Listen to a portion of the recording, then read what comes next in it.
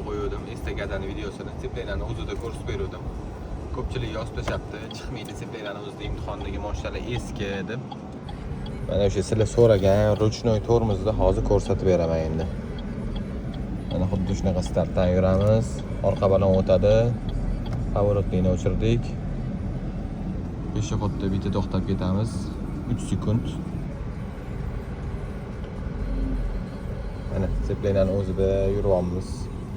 Yana ko'rsatyapman. Mana chiqyapti o'zini xudida. Biz mana bosmay turamiz tepaga chiqqunicha. O'sha stop liniyaning yoniga yaqinroq 1 metr oralig'iga kelganda tsipleniya tormozda mana to'xtadik.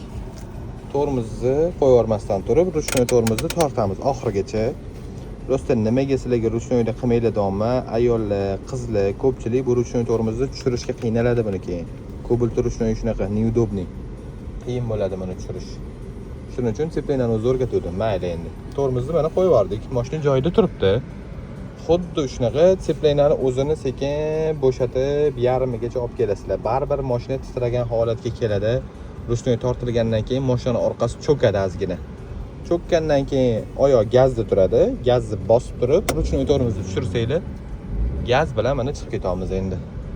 Bu lekin qiyinroq usuli. Undan ko'ra tsiplenani o'zida qilganinglar yaxshi maslahatim.